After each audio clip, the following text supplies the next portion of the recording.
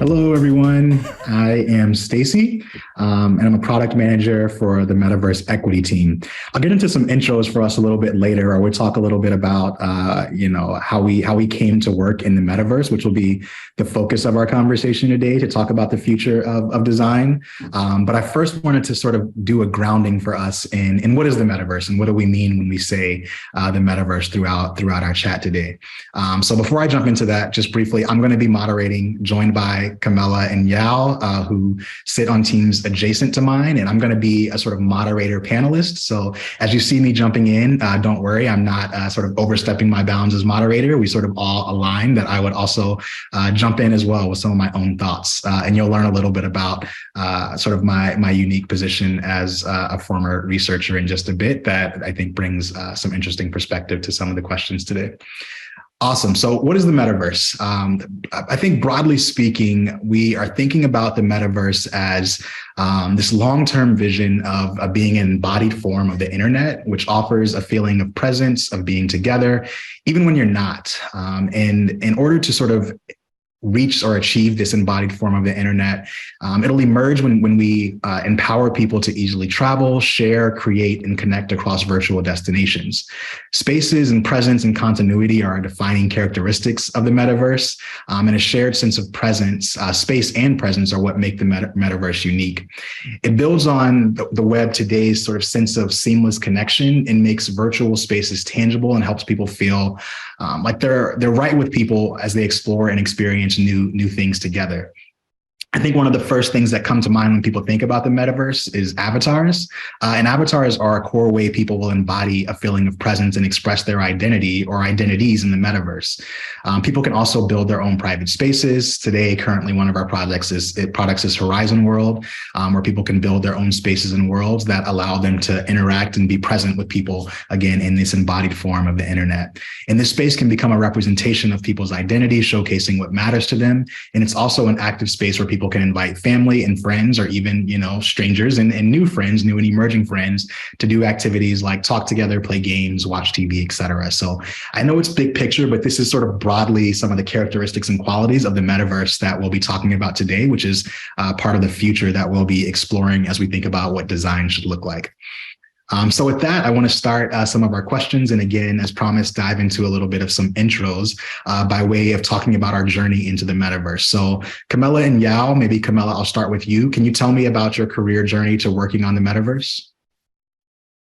Hi, everybody. I'm so excited to be here today. My name is Dr. Camela Logan. I joined Meta in 2016.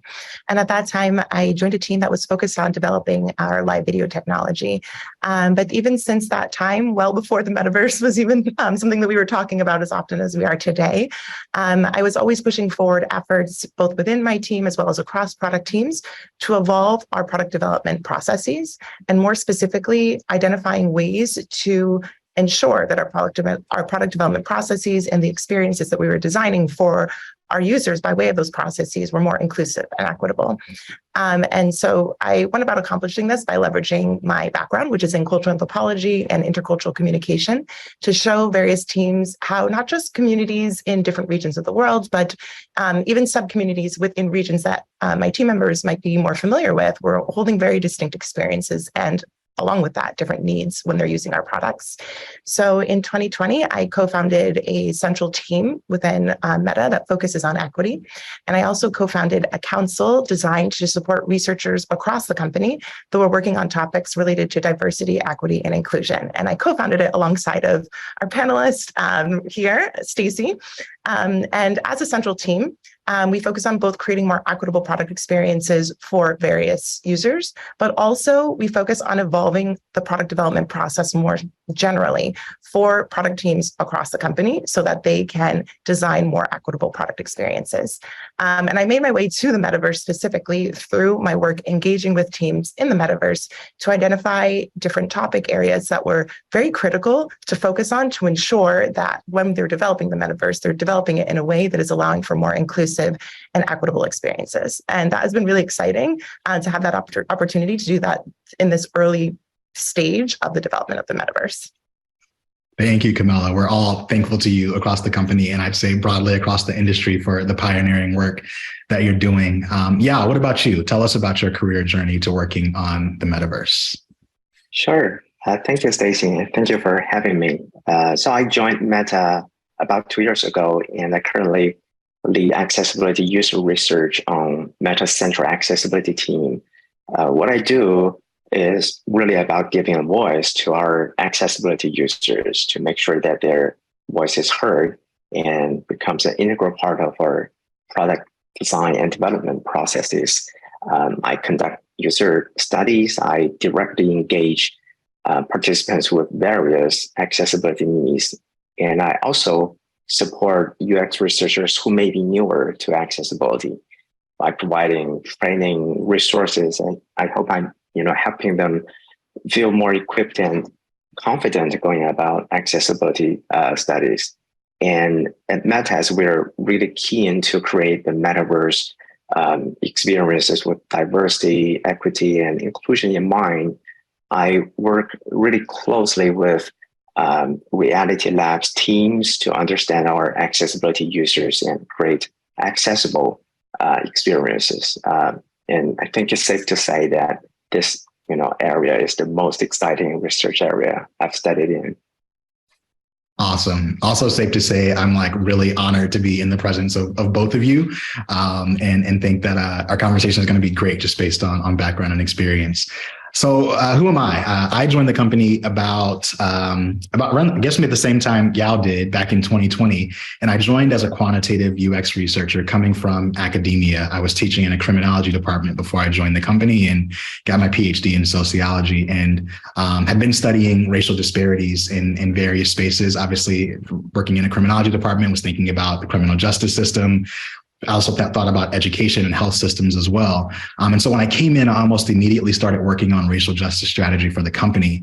And one of the outputs of that strategy, sort of similar to what Camela was mentioning, was a focus on creating and standing up equity product teams, such that we could start to really infuse equitable product development into the product experience itself, rather than doing it on a volunteer basis or as things emerged in society that sort of necessitated working in these spaces. We always wanted to have this constant focus and sort of infuse it into the way that we build. So I got to co-found the first product equity team on Instagram. And after sitting on that team as a PM and, UXR PM hybrid, just based on the sort of background that I had and involvement in the overall strategy, I decided that it was time to sort of officially make the switch over into PMing. And so after about 2 years of sitting on the team, at the same time as some leaders were beginning to structure an equity team in the metaverse, I was presented the opportunity to come over and start thinking about equity at these beginning stages and kind of recreating and co-found a new team thinking about equity in the metaverse. And I jumped at that opportunity. So now I lead product equity for the metaverse team. And I'm working closely with wonderful researchers like Yao and Camela to make sure the metaverse is an inclusive place for everyone.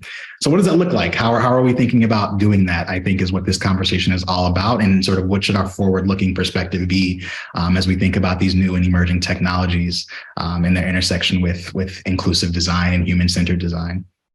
So the first question I have for you, Camela and Yao, and for myself also, is today, what are some of the biggest user research areas that people should explore in order to make sure they're putting people first in the metaverse? And I'll start with you, Yao. Okay. I think there are two really biggest areas accessibility research should be focused on in the metaverse.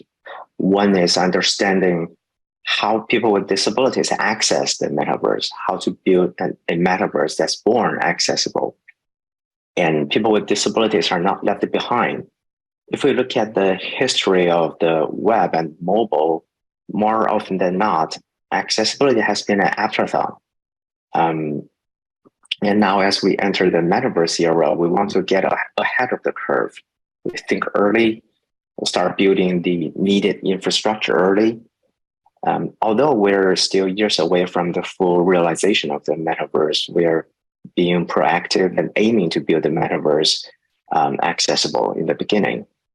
We need to think really hard on questions like what accessibility solutions should be built into AR, VR, how to make the metaverse compatible with people who are using assistive technologies.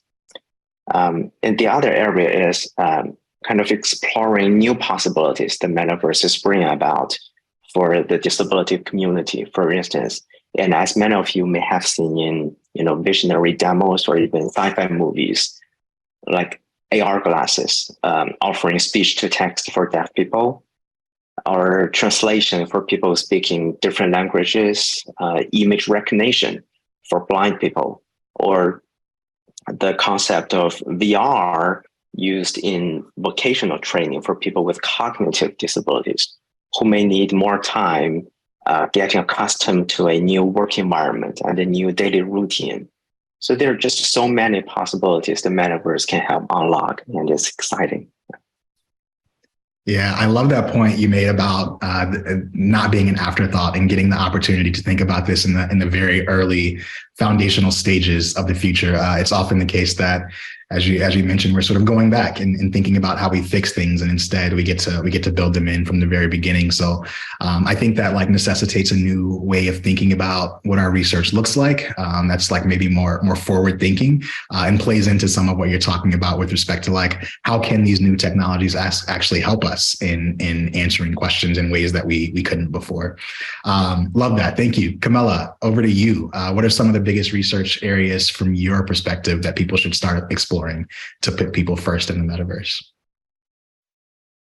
I think for me, two big research areas that come to mind are topics of resource allocation and identity. I find the metaverse a really interesting space and also a really unique space, given that technically speaking, users can create whichever world it is that they would like to in this space. So distinct from, the offline world that we live in, where we have hard limitations to the amount of resources that are at hand. So for example, the amount of physical land that exists or the amount of precious metal that we can have access to. The metaverse is a space where people will be able to create as they find fit. And this is a really exciting thing to think about that we haven't necessarily had the opportunity to think about when we are working within the confines of these offline spaces where the resources are limited. It presents some really unique opportunities for redistribution of resources to communities that typically don't get much access or any access to those resources, or they're getting access to those resources, but much later on, where it might not necessarily have as much value. And so that I think is really exciting. And a second topic that I think is also really important and interesting is the topic of identity. So what will be the impact of people being able to take on any visual representation of themselves in the metaverse?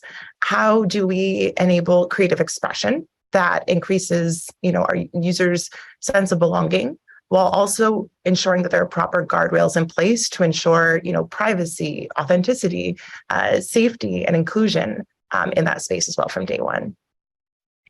I love that. And I think you kind of stole one of my responses, but I want to double click or maybe expand, and we can chat a little bit about it. I think identity is a huge area. So, as I start thinking about identity in some of my prior research in academic spaces, I think one of the sort of viewpoints that some scholars held was that the metaverse would be a space where identities don't matter as much, or take on an entirely different shape.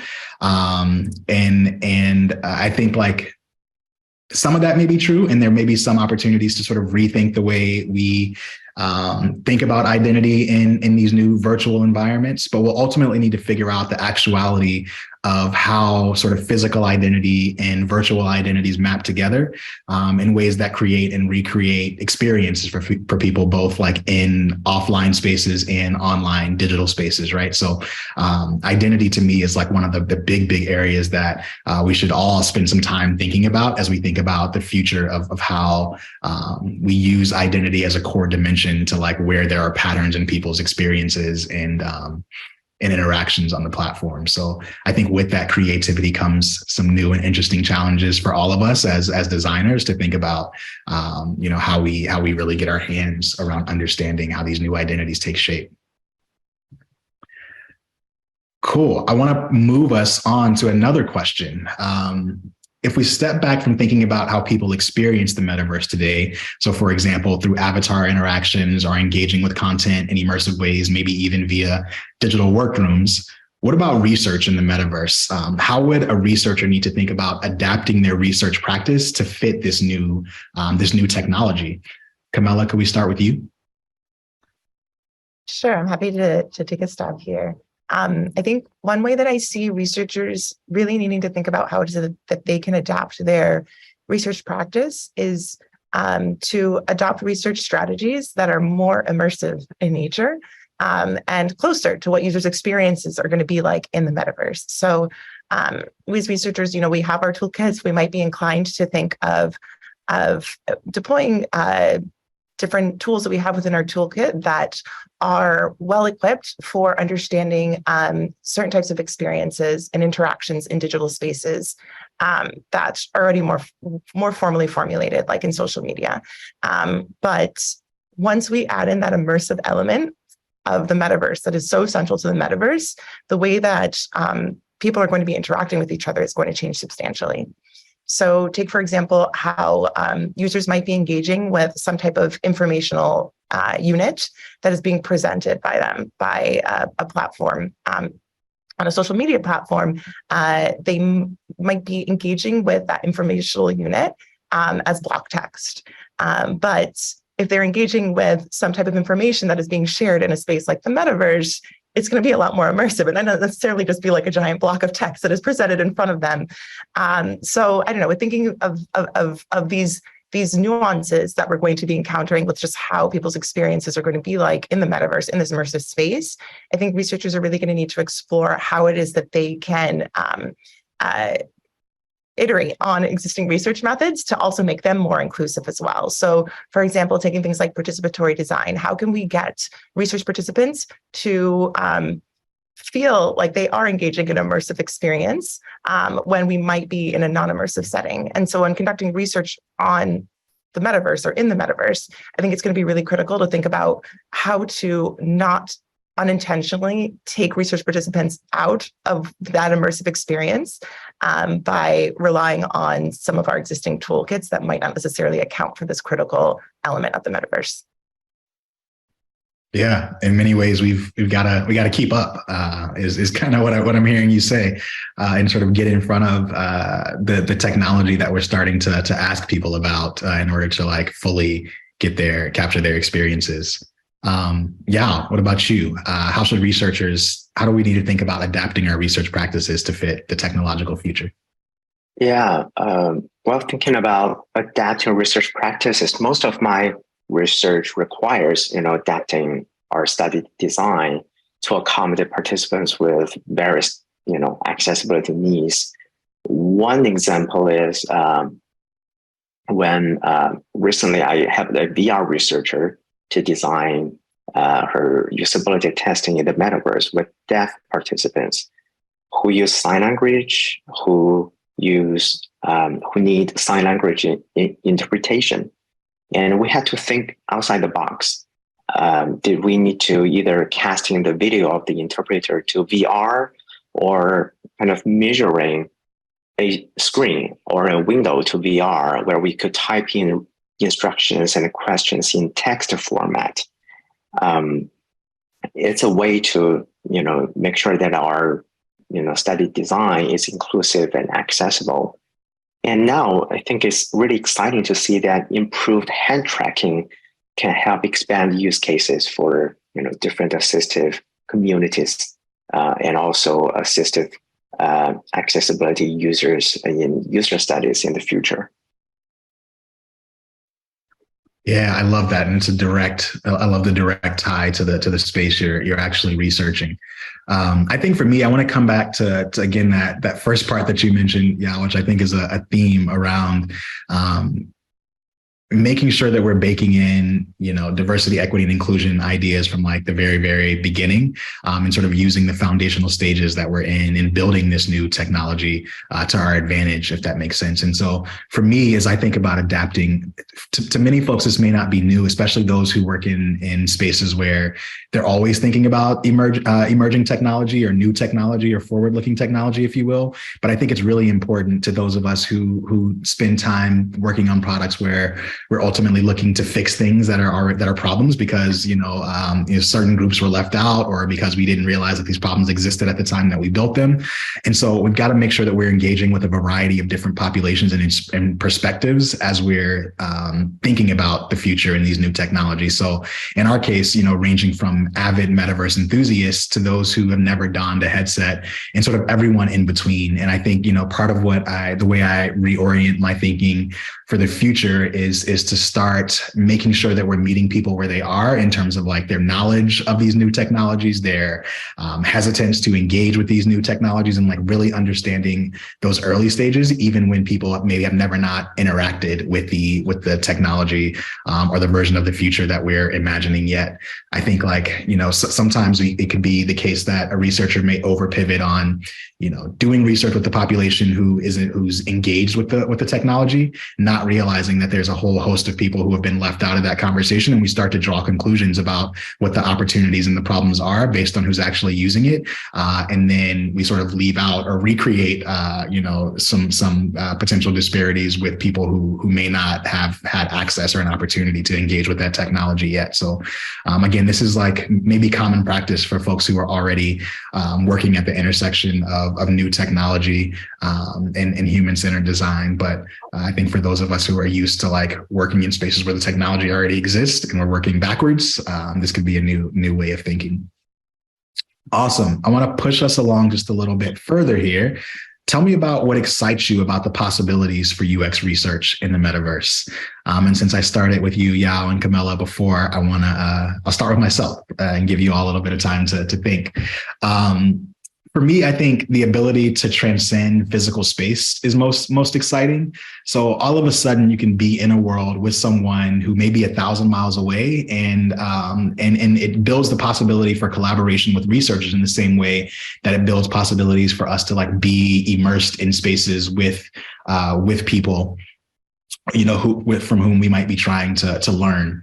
And I think like one step further from that, the ability to see and feel and embody space as someone talks about what they may be seeing or experiencing in the world becomes a little bit easier, right? So you can imagine just asking someone about their experience with X thing, or like what happens when you see or feel or have a certain experience. And sometimes there's like a number of degrees of separation with that experience. One, you're sort of asking about it at a particular time and in a particular setting, and you may be asking a participant to think back, weeks, years, in terms of time when they actually experienced that thing. And all of a sudden, these new technologies sort of puts us in a space where we can co-experience those things together, and sort of use one another in that space and time to sort of really dig into what that experience actually means for the researcher and a research participant. And there's likely some new and cool and interactive ways for users, also not just to take, but interact with surveys. I'm a quantitative UX researcher by training. And so, survey design and survey engagement is like really something that interests me. And I think there's this new possibility for like being fully immersed with not just like concepts and experiences, but with the survey instrument or even, a qualitative research instrument as well, that you can engage in with the participant, that I think unlocks some new possibilities. Don't know what that fully looks like today, but that's really exciting about where we might be headed with our research practice. Camela, what about you? What excites you in terms of the possibilities for UX research in the metaverse? So one thing that really excites me about research in the metaverse is the ability to expand on our understanding of our research participants' experiences and needs through the study of the spaces that they're creating in the metaverse themselves. So today, as researchers, we can deploy various research methods like contextual inquiry or different ethnographic methods to get some insight into the context or the spaces in which our research participants are living and experiencing our products.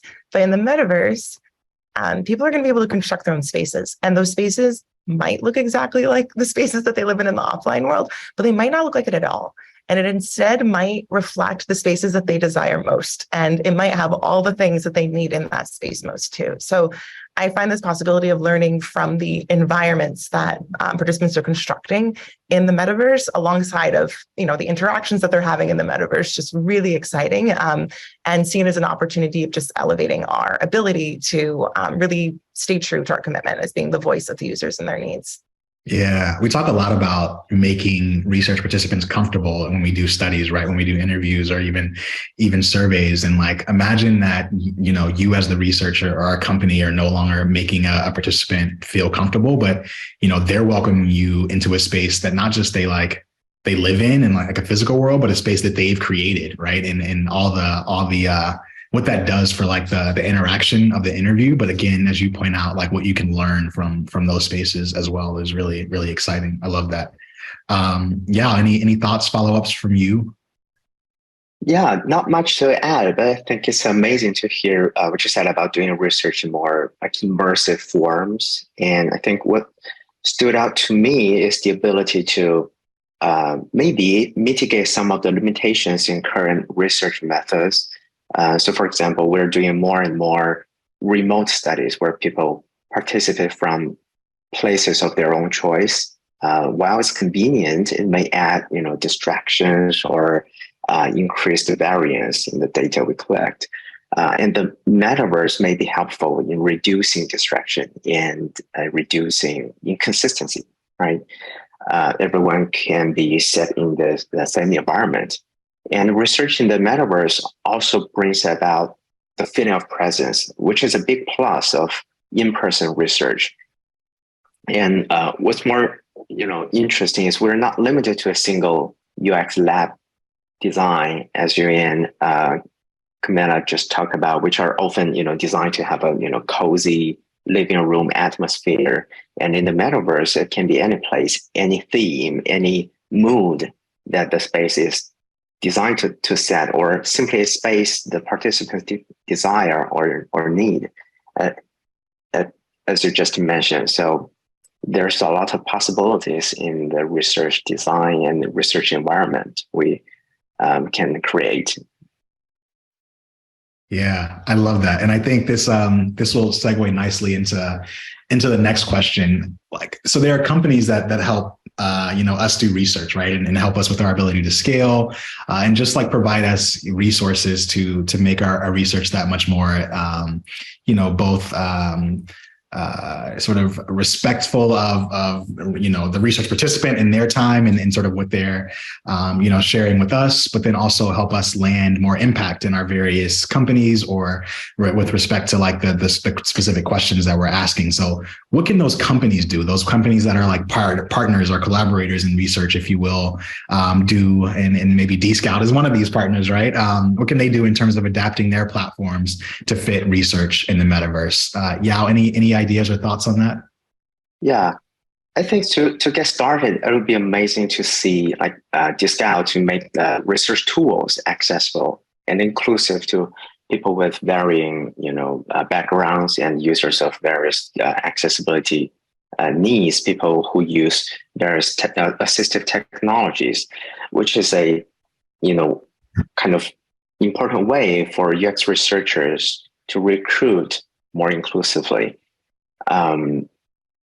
Also, it would be nice for research partners like DScout to have like inclusive research panels that represent intersectionality, which means overlapping identities and experiences like race, age, economic status, accessibility needs. And again, this will be immensely helpful for us researchers to recruit inclusively and build inclusion in the metaverse. I love that. And I think we're starting to like repeat some of the themes here, and I'm going to repeat another one, which is that we should be thinking about how we can bring these technologies and our ability to scale, and how we can use the future of technology to our advantage in that case, right? So this is more of a how might we, if you will, and not so much like a strong suggestion, but how might we bring diary study platforms into the metaverse so that people can provide their thoughts and ideas while they're immersed, as opposed to having to switch back and forth between something that they might be experiencing, say on a social media platform, and then to this other platform where they're to share their ideas and experiences and thoughts, and have that be more sort of a real-time engagement and real-time feedback that may be a little bit closer to what they're ultimately looking for. Sorry if you can hear the background noise. My daughter is coming in from school. But yes, I think ultimately we should just start to think how we can use the technology to our advantage. I'm also noticing, Camela and Yao, that our timer has stopped a little bit. So we've probably got about 10 more minutes and 2 more questions just to give us a little bit of a time check here. I wanted to move into some of the exciting pieces, right? Or we covered some of the exciting pieces or things we're looking forward to with respect to the future of research in the metaverse. But I'd also imagine there are some things we should be aware of as well. So what might be some of the challenges with or unintended consequences of conducting research in these more immersive environments, or as we think to use technology to our advantage? And I'll start with this one, and Camela and Yao, feel free to jump in. I know this is a sticky one, so I'll take a stab. But I think privacy and immersion are real key things that we need to hold top of mind as we think about the future of human-centered design and research. So as researchers and designers, we're critical of what we're asking our participants to do by way of sharing their time and experiences with us. And I think this is so much more necessary when you're fully or even partially immersed. So, as we talked about before, no longer is a survey popping up on your phone or in an email where there's some degree of separation with your actual experience and what you might be doing on a day-to-day. But now the survey is in the space with you. It's in your face. And so as we think about the kinds of questions that we're asking that may be particularly confidential or emotionally triggering, depending on, the space that you're in, we need to think carefully about things like how long the surveys are and what kinds of questions we'll ask, and how response bias and response rates may be affected as a result of this new way of engaging people with technology and research practice. And so I think that privacy and immersion takes on a new understanding. And I think these are really, really core questions that we all need to be thinking about as we push forward with adapting the way we do research.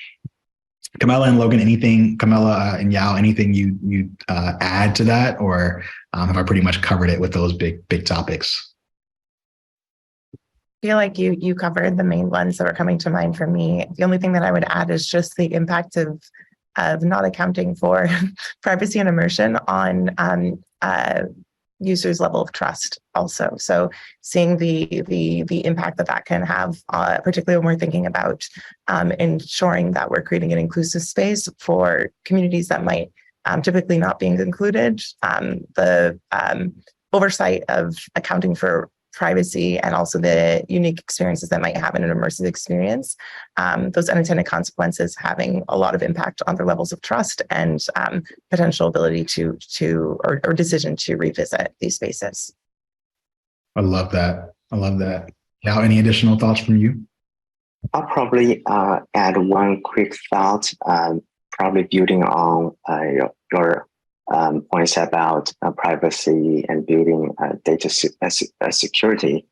And also, on top of that, we may need to think hard about inclusion. And if some population cohorts are left behind, if we don't make the research tools inclusive, and in that way, we may not be able to hear their voices, and their insights may not be obtained and incorporated into the product design, and the gap will be exacerbated if we don't include them. Yeah, that is a great thought. As we get excited about these new and immersive technologies, I think back to the same point we thought about earlier, right? That there's a version where we start talking to people who are engaging with these technologies, and there's some bias in who's able to access. If we try to use the technology to actually answer questions, we may be leaving some people behind who may not be able to engage with us in the form or using the technology that we're trying to. So plus 1,000 to that one. And I think that again is a great segue into our final question, our topic. Let's talk explicitly about DEI as it pertains to research in the metaverse. So what is approaching research? A key to me, the most foundational part of the product development process through an equitable and inclusive lens actually look like in the metaverse and in the future? Yao, could we start with you? Yeah, I guess as a UX researcher, it's our kind of superpower to give users a voice, who use different, assistive technologies, who have various accessibility needs in our product development. And, if we look at the history, for too long and too often, designs are made without direct input from the disability communities, and it has to change, and it has to change now. It can start from us, UX researchers being more inclusive, more accommodating in our participant recruitment, in our study designs, in our choice of research tools. It try to include people with various backgrounds, various needs in our studies, and be intentional with inclusivity, diversity, equity. Yeah, that's the kind of starting point that we need to act upon right now. I love that. What about you, Camela? How can we start approaching, or what do we need to do to approach research through a DEI lens in the metaverse? For me, it means conducting research with topics like diversity, equity, and inclusion, as well as related topics like access and safety, top of mind, and informing every single step of your research process. So at each phase of your work, from when you're designing your study to when you are recruiting or fielding, conducting your analysis, even reporting out your findings, taking the time to think critically about who might be missing there, whether due to historical or cultural legacies or oppressive systems, or the particular research approach that you're taking, or how it is that you might be framing your study. And then I think the next step, which in my perspective is the most critical, is taking that time to identify specific tactics that you can take to bring those people in who you identified as missing from each of those phases. But to a point that Stacey was saying earlier, like not just ensuring that they are there, making sure that they also feel included and they feel like they actually have the space to fully participate. And so, yeah, in my perspective, it's really trying to say how it is that we can remain as true as possible to our commitment as researchers of being the voice of all of our users by taking that time when we are scoping out our projects to ensure that there is space for all of those users' voices to actually be heard and seen and presented at each step of the way. I love that. And you two have covered it for me. I don't have a ton to add. I think like just to put a little bit of some icing on top, if you will, is to think about these from the perspective of co-design, which I think is exactly what both of you are saying, right? That we need to be doing these things with the community, not just for or on the community, if you will. And I think like there's no better time than now, looking forward, to start bringing people into like every aspect of our design process. And so as much as we again sometimes don't know the best questions to ask, or don't have are worried that people may be left behind in terms of how we may be conducting our research, or their prior experience with different technologies that we may want to ask about. I think if we stick to designing research studies and designing our questions, and even figuring out what the right questions to ask are with the community, and not just sort of doing that in isolation within our companies or within our various independent teams, we'll just be better prepared for success, and be better answering the questions of the future if we do that with people today. So just to sort of double click on all of that, doing all of exactly what we've all said today with participants, with folks in the community, I think is the best way to ensure that DEI is actually included, or a key focal point. Any wrap-up thoughts from you all in the last minute or so with respect to the future of research and human-centered design in the metaverse and beyond? No, I just wanted to thank you for moderating, Stacey, and it's a pleasant speaking with you. Awesome. And thank you so much for having us.